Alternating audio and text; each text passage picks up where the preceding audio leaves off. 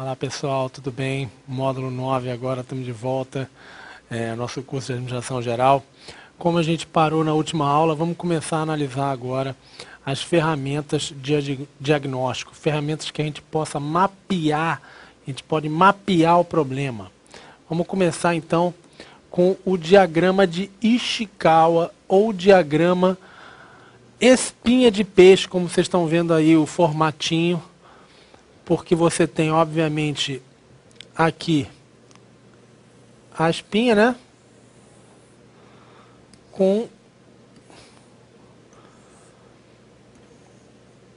as diversas causas que poderiam levar ao efeito. Então, ela também é chamada de espinha de peixe.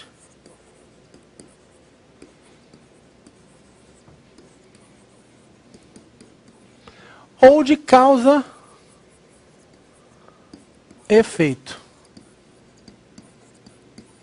Tá? Então, diagrama de Ishikawa ou espinha de peixe ou causa-efeito. O que o diagrama de Ishikawa tenta fazer, gente? A gente parte de um efeito, ou seja, de um problema normalmente que a gente queira entender melhor. Então, por exemplo, no caso aqui em questão, por que ocorrem acidentes de trânsito?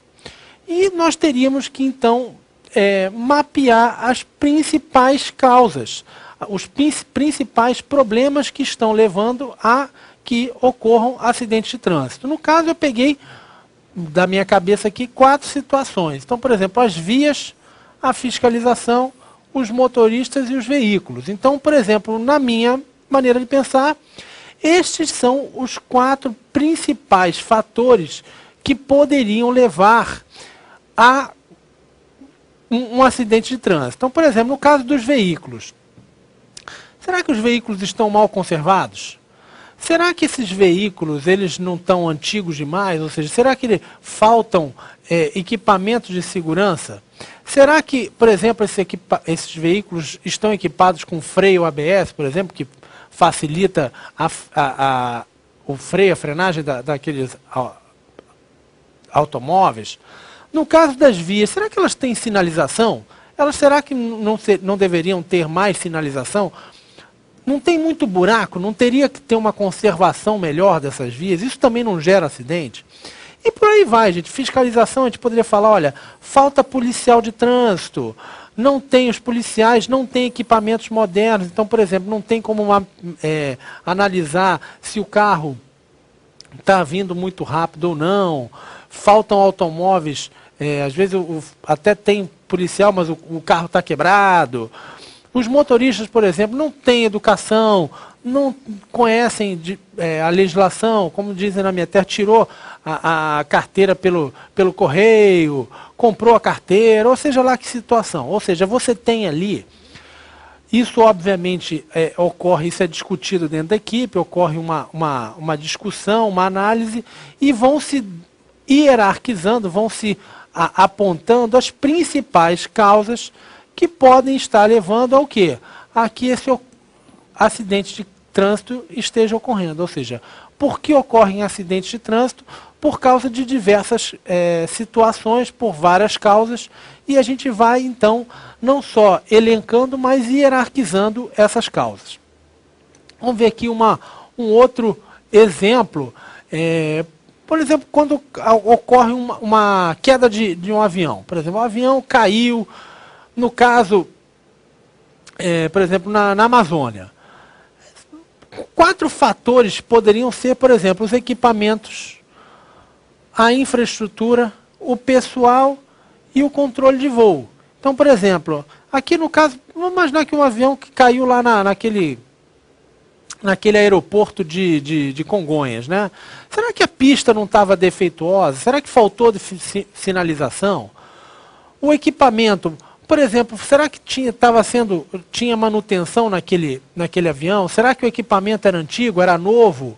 Ou seja, houve algum problema com o equipamento? E que problema foi esse? No caso do controle de voo, será que não foi a dificuldade com a linguagem? Será que o piloto era brasileiro? O piloto não conseguiu falar direito com o controle de voo? Será que o controle de voo estava desatento? Estava prestando atenção naquela situação? No caso pessoal, será que ele estava treinado? Será que estava cansado? Falta de profissionais, ou seja, aquele profissional está tendo que trabalhar em excesso. Ou seja, você tenta então mapear as possíveis causas que estejam levando ao quê? A esse efeito, ou seja, por isso que se fala causa-efeito, que são as causas e o efeito, tá? Ou seja, tenta-se então entender quais seriam as possíveis causas e por que elas levam a esse efeito determinado, tá? Então vamos dar uma olhada agora no gráfico de Pareto. O gráfico de Pareto, ele também é conhecido como a regra do 80-20 ou 20-80. Gente, o que diz a regra de Pareto?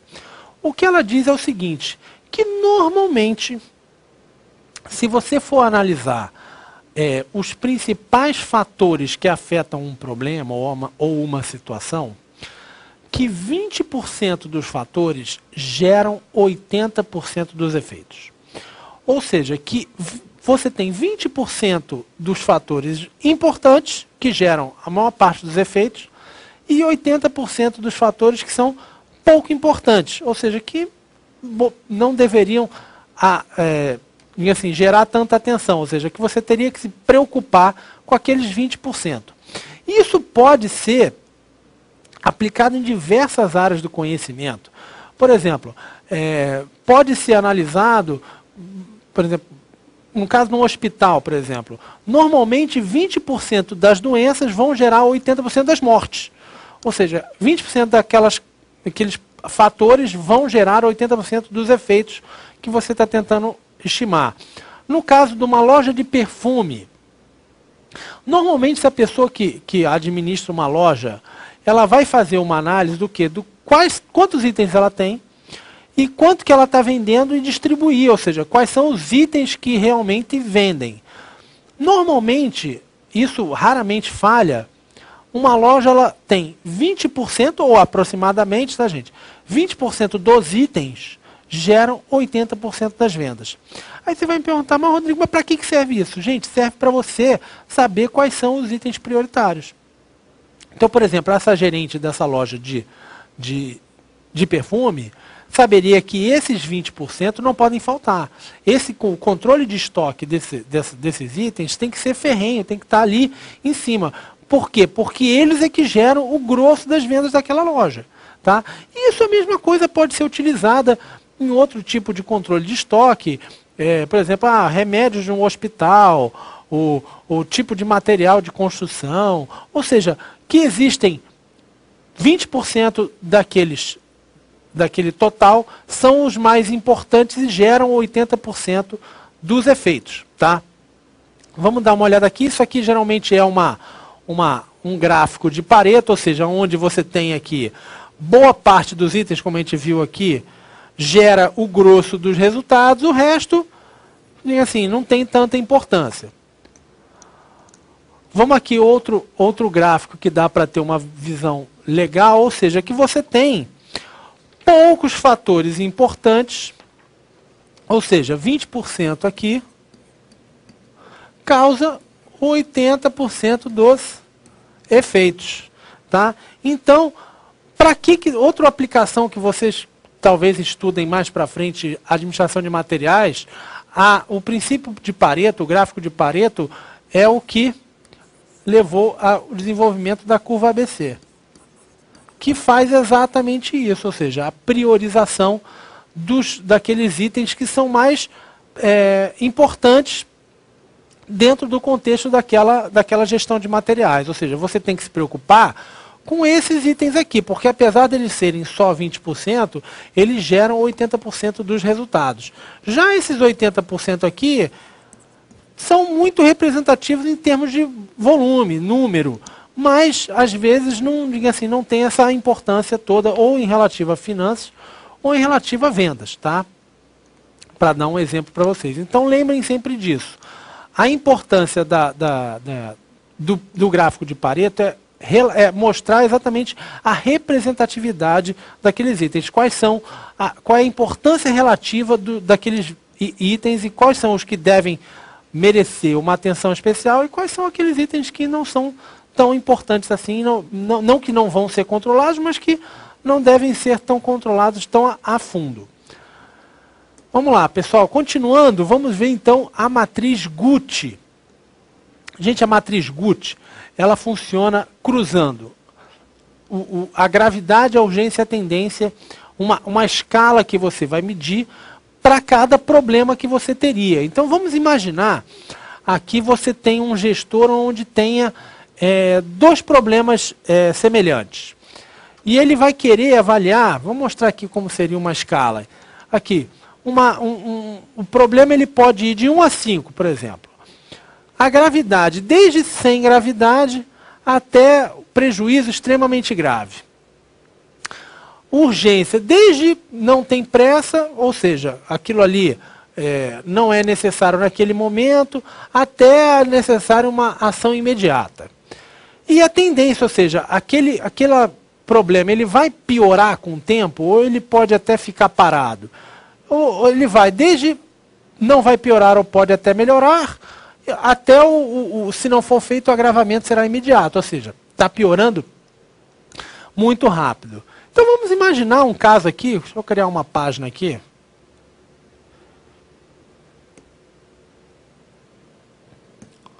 Vamos imaginar dois problemas. O gestor tem, vamos imaginar que você é o gestor de um órgão público e você tem aqui, olha, o ar-condicionado quebrou e você tem uma infiltração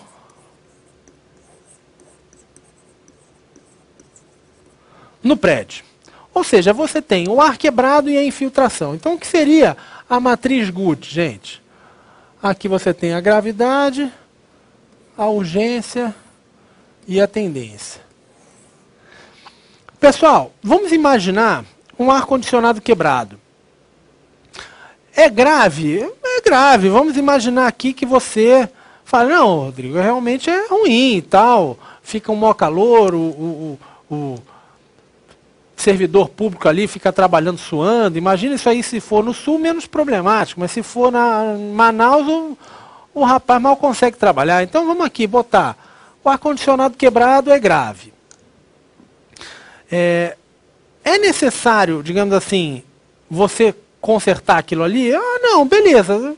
É necessário, é urgente, mas não é, digamos assim, a coisa mais grave do mundo, a coisa mais urgente do mundo, ou seja, você tem alguma urgência. Então vamos lá. Seria 4 também. É muito grave e você tem alguma urgência. Agora a tendência, gente. Imagina um ar-condicionado quebrado. Ele vai piorar mais do que aquilo ali, ou seja, aquilo ali vai piorar com o tempo? Vai acelerar a piora? Não, não vai. Aquilo está quebrado, está quente, vai continuar quente, não vai piorar com o tempo. Ficar quebrado 1 ano vai continuar o mesmo calor, né? Já a infiltração, pessoal. É muito grave uma infiltração? É muito grave. É um problema que você, com certeza, tem que correr atrás, senão daqui a pouco o prédio, daqui a pouco até desaba. Vamos lá, é urgente. É urgente você consertar? É urgente. Bastante urgente. Vamos imaginar que aqui você tenha... aqui 4 não, vamos botar um 5. É mais urgente do que o ar-condicionado, né? Então, vamos lá, mais urgente que o ar-condicionado. Vamos lá, vamos botar o 5. É bastante urgente. E a tendência, gente, a infiltração com o tempo, se você não fizer nada, ela vai piorar? Vai piorar. Ela vai piorar tranquilamente. Então vamos botar um 4 aqui. Com isso, o que você faz, gente? O Guth é porque é 1 vezes o outro. É 4 vezes 4 vezes 1. Então isso aí ficaria com um total de 16. Já aqui, 4 vezes 5, 20, vezes 4, 80. Com isso aqui, você já praticamente definiria qual é o problema que você tem que atacar primeiro. A infiltração. Ou seja, de acordo com a matriz Guth, com a sua avaliação, você chegou à conclusão de que o problema que deve ser atacado primeiro é a infiltração e não o ar-condicionado. Por quê? Porque você tem, através da pontuação, que pela sua maneira de encarar aquele problema, você conseguiu uma pontuação maior no na infiltração do que no ar-condicionado. Ok, gente? É assim que a gente usa a matriz Guth na vida real. Vamos dar uma olhada, então, como é que isso é cobrado em provas de concurso. Vamos lá. Questão número 7, questão do CESP IBRAM, administrador em 2009. Na identificação de causas que acarretam defeitos em placas de circuito impresso em uma fábrica, a ferramenta mais indicada é o diagrama de Ishikawa. Então, pessoal, vamos lá. O que ele está falando aqui? Identificação das causas que acarretam defeitos. Então, assim, causa que busca o quê? Entender o que está ocorrendo. Ou seja, causa, efeito. Isso é mostrado pelo diagrama de Ishikawa? É, perfeito. A questãozinha está correta. Tá certo. A questão está correta, é o gabarito da banca. Vamos aqui para mais uma questão, questão número 8, questão do CESP. Outra questão do IBRAM, administrador em 2009. Na construção do diagrama de Ishikawa, o primeiro passo é relacionar, dentre retângulos, como espinhas grandes, as causas primárias que afetam a característica da qualidade e ou o problema definido. Pessoal, aqui tem um erro aqui. Por quê? Porque, na verdade, na construção do diagrama de Ishikawa, o primeiro passo não é relacionar as principais causas, as causas primárias. Esse é o segundo passo. Ou seja, o primeiro passo é você saber o que você vai estudar. Ou seja, qual é o efeito. Antes de eu definir qual é o efeito que eu vou estudar, eu não vou ter como definir quais são as causas que causam ele. Ou seja, aqui, o primeiro passo é definir o quê? Qual vai ser o efeito estudado. Depois, segundo passo é elencar as causas principais. Então, a questãozinha aqui está incorreta porque o primeiro passo não é a definição, a relação das espinhas principais, grandes aqui, das causas principais. A questão está errada. Vamos para a próxima questão, questão do CESP, concurso da Embasa, administração de 2010. O diagrama espinha de peixe, ou diagrama de Ishikawa, é uma ferramenta da Escola da Qualidade que mapeia a correlação entre causas e efeitos de um processo. Pessoal, bem tranquila essa questão aqui, né, gente? Causa, efeito. Correlação entre um e outro. É isso que Ishikawa busca? Exatamente. Então,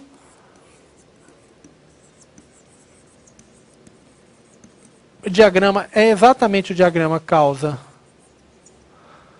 efeito. Questão está certa. Questão bem tranquila. Vamos para a próxima questão. Questão CESP IBRAM, administrador em 2009. O gráfico de Pareto dispõe a informação de maneira que se torne evidente e se possa visualizar a priorização de problemas e projetos. Gente, aqui está correto, ou seja, o Pareto ele mostra o quê? Exatamente, você possa ver a importância relativa, você possa priorizar aqueles problemas, projetos. Então, você tem aqui a regra 20-80 ou 80-20, ela vai te mostrar exatamente o quê? Quais são esses fatores aqui que são os importantes e que devem ser priorizados. Então, questãozinha tranquila. Também vamos aqui para mais uma questão também desse concurso do IBRAM, CESP, administrador em 2009. O desdobramento de gráficos de Pareto consiste em considerar as categorias prioritárias identificadas em um primeiro gráfico como novos problemas a serem analisados por intermédio de novos gráficos de Pareto. Aqui a questão dá uma aprofundada no problema, mas está correta, ou seja, o que ele fala é o seguinte: o gráfico de Pareto pode ser desdobrado? Pode. Ou seja, você pode chegar à conclusão, vamos imaginar aqui, deixa eu criar outra página aqui.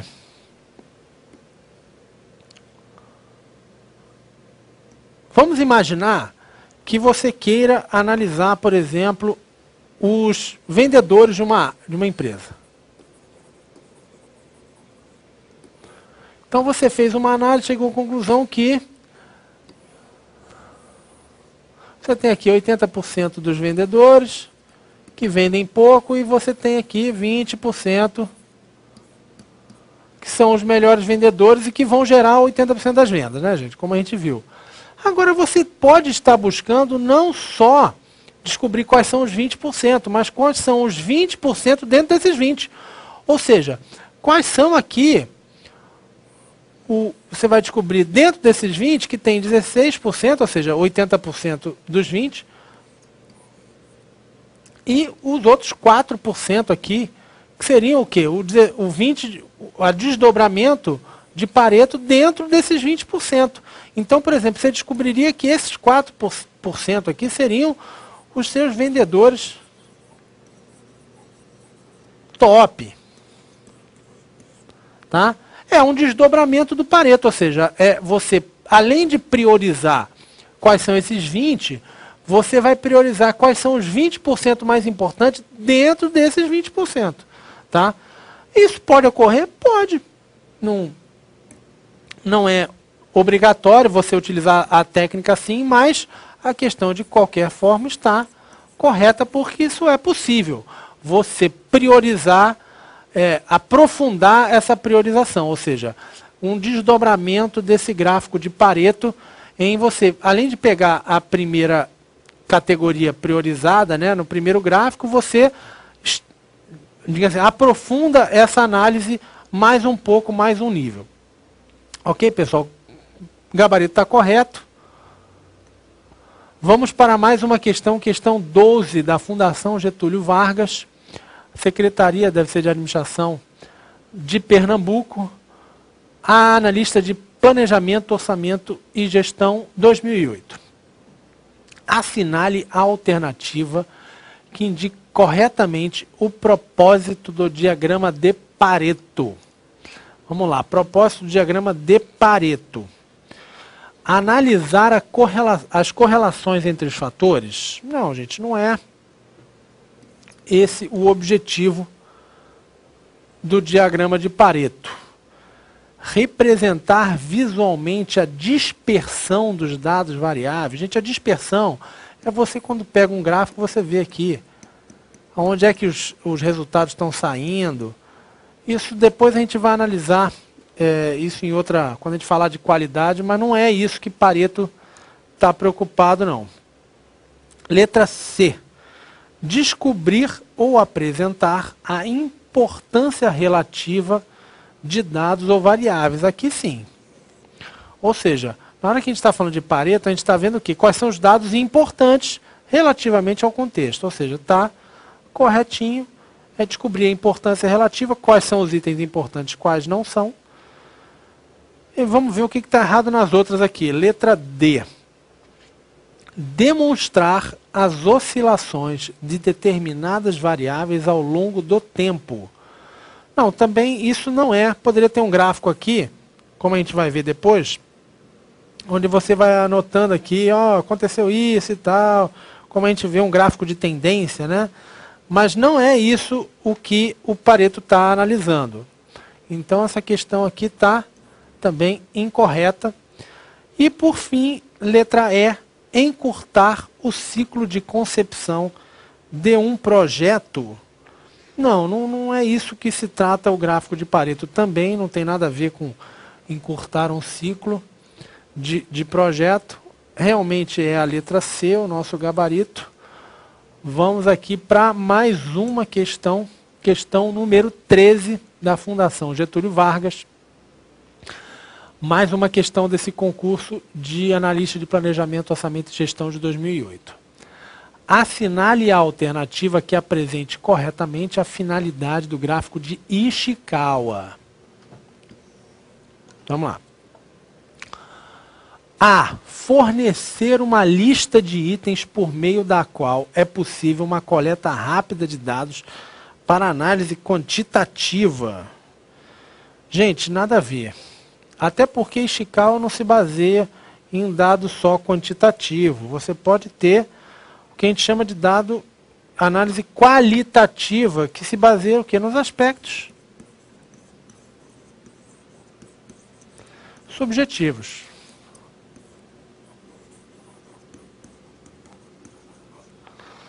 Tá? Que se baseia... O que são aspectos subjetivos, gente? Que tem o quê? Ligação com a opinião, com a percepção. Tá? Não necessariamente que podem ser medidos em números. Vamos lá, letra B. Representar graficamente os relacionamentos entre um efeito, problema, e sua causa potencial. Aqui matou, né? Tá lindo, perfeitinho, é exatamente isso. Ou seja, o gráfico de Ishikawa, por isso mesmo ele é chamado causa e efeito. Ele busca entender qual é o relacionamento entre o efeito e suas causas principais. Vamos ver o que está errado aqui. Letra C. Capacitar a comparação de quantidades de dados relativos a categorias diversas. Gente, vamos lá. Nada a ver, né? Ele não está aqui comparando quantidade de nada, analisando causa e efeito. Vamos lá. Letra D. Monitorar o desempenho de um processo. Gente, também não. Até porque aqui seria um controle simultâneo, concomitante, como a gente viu. Isso não tem nada a ver com o Ishikawa. O Ishikawa vai entender os efeitos de um problema, ou seja, é reativo. Ishikawa vai entender o quê? Mapear um problema, tá? E não monitorar. Isso aqui seria algo que estaria sendo feito ao mesmo tempo, não necessariamente. Então vamos lá, letra E, isso aqui também está errado. Representar os passos de um processo. Aqui a gente vai ver daqui a pouco, no nosso curso, a gestão de processos. Quem representa graficamente os passos de um processo é um instrumento chamado o fluxograma, que a gente vai aprender daqui a pouco no nosso curso. Então também não é isso que faz Ishikawa. Vamos lá, então, a nossa alternativa correta aqui. Questão bem tranquila. Letra B de bola. Gente, daqui a pouquinho a gente volta, recomeçando o nosso curso de administração. Daqui a pouquinho a gente se vê. Tchau, tchau.